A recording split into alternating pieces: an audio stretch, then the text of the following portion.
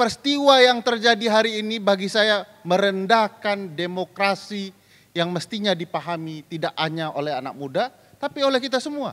Kenapa? Di mana pula ceritanya ada kampanye bahwa pengujian undang-undang untuk memberikan kesempatan anak muda maju dalam perpolitikan adalah upaya menghormati anak muda. Yang terjadi ternyata adalah hanya anak presiden yang bisa maju. Tidak ada satupun orang yang bisa menggunakan putusan 90 itu kecuali anak presiden. Ini dirancang sedemikian rupa, di tengah aturan main sedang berjalan, lalu hanya khusus anak presiden yang menggunakan aturan ini. Mana anak muda lain yang dapat kesempatan?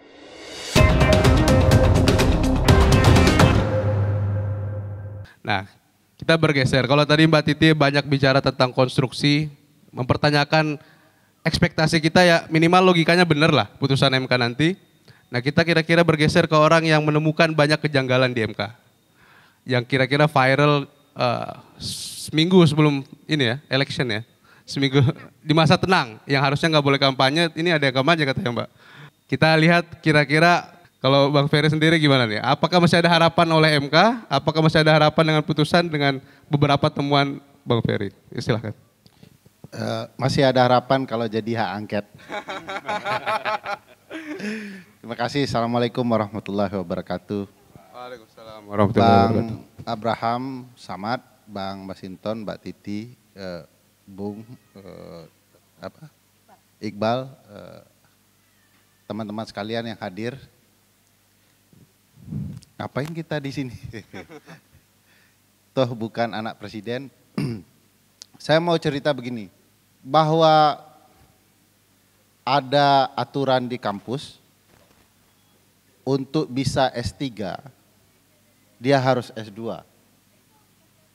Dan itu adalah ketentuan yang disepakati oleh intelektual atau akademisi yang ada di kampus. Jadi orang yang mau S3, dia syaratnya pernah S2.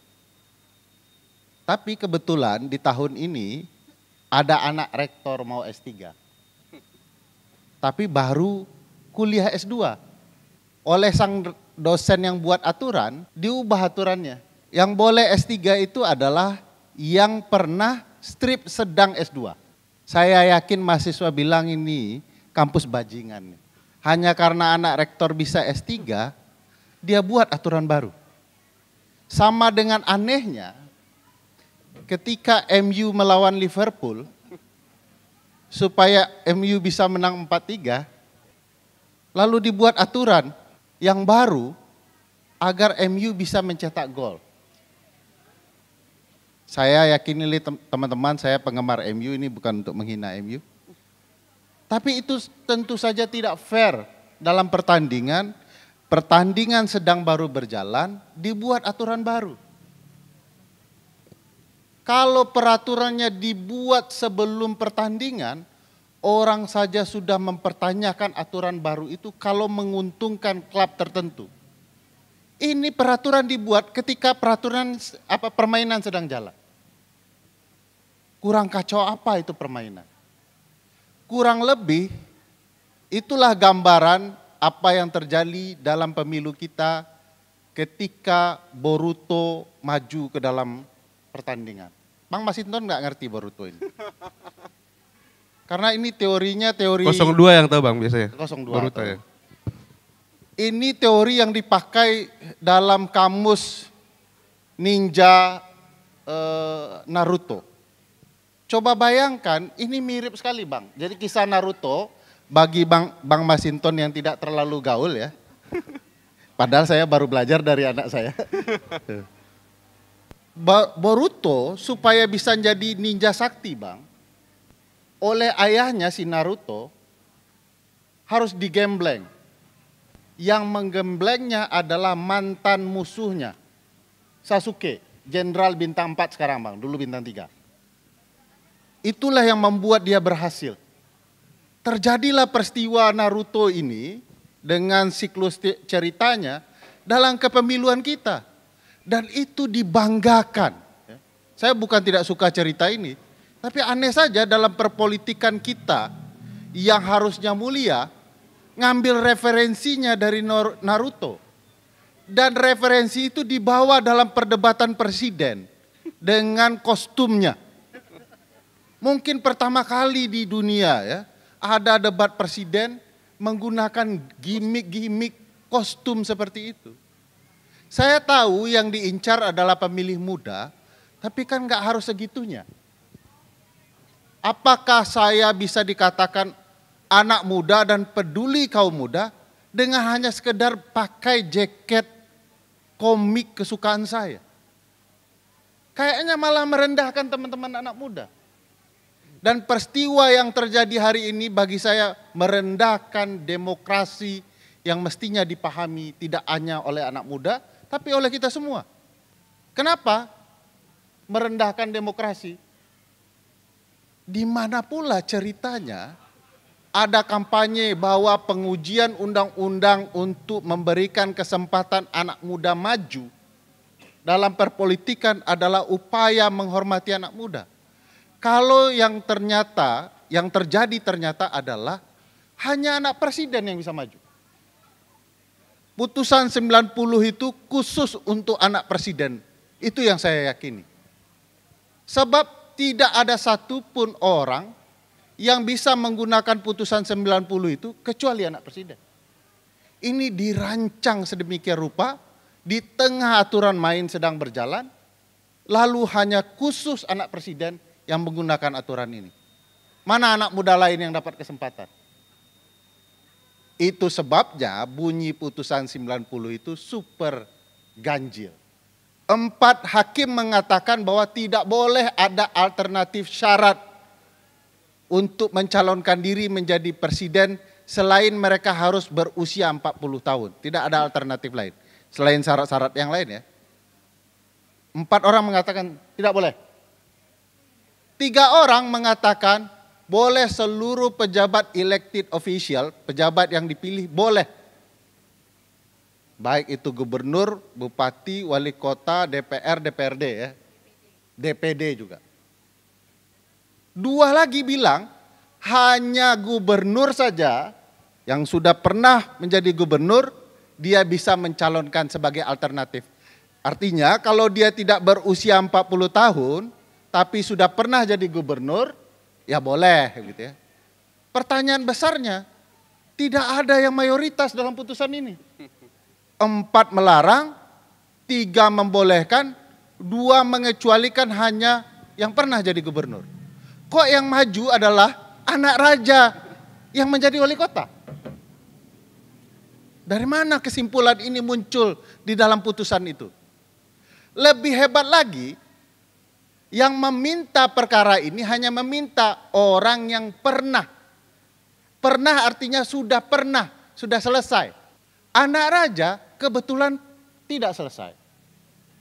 Untuk bisa dikatakan pernah, setidak-tidaknya dia sudah pernah menjabat menjadi wali kota, jika dia sudah pernah menjabat 2,5 tahun. Itu putusan MK yang lain. Untuk dinilai 1 kali jabatan. Dia baru 2 tahun. Bagaimana mengantisipasi ini? Hakim konstitusi menambahkan. Pernah, strip, sedang. Jadi boleh pernah yang sudah selesai atau yang sedang menjabat. Hakim konstitusinya yang buat. Karpet merah lagi untuk anak raja. Lalu ada orang yang mengatakan tidak ada kecurangan. Lah ini kecurangannya jelas-jelas betul. Siapa yang memutusnya? Kebetulan, entah dirancang, Bang Masinton yang tahu. Ketua hakimnya adalah pamannya sendiri. Jadi pertanyaan besarnya, bukti kecurangan apa lagi yang engkau dustakan? Lebih hebat lagi dalam kasus ini, yang mengajukan perkara butuh memperbaiki permohonan karena pernah dicabut. Perlu mendaftarkan kembali. Kapan dia mendaftarkan?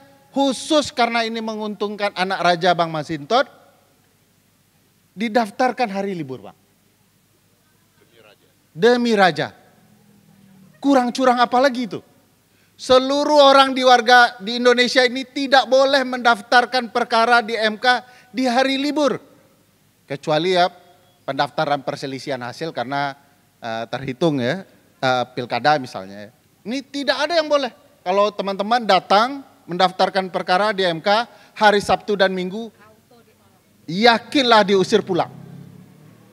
Kalau membandel juga diusir security. Kecuali anak raja. Siapa yang mengawal perkara itu tetap bisa didaftar hari Sabtu?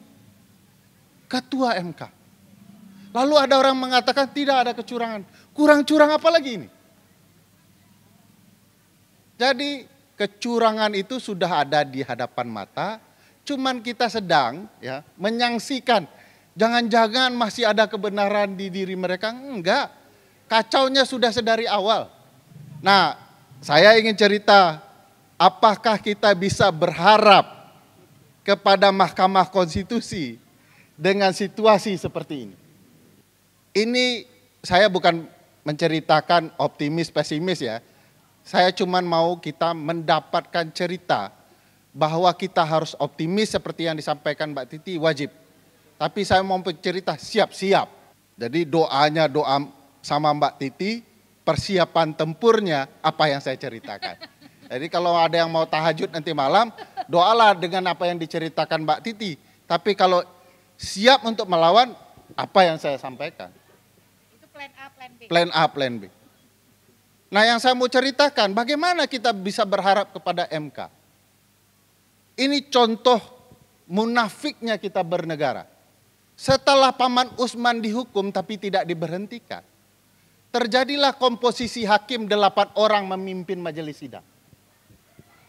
Ini kalau mereka taat dengan konsep putusan 90, ada 4 orang yang menolak, maka setengah jumlah hakim sudah menolak. Konsekuensinya akan ada 4 hakim yang lain gitu ya.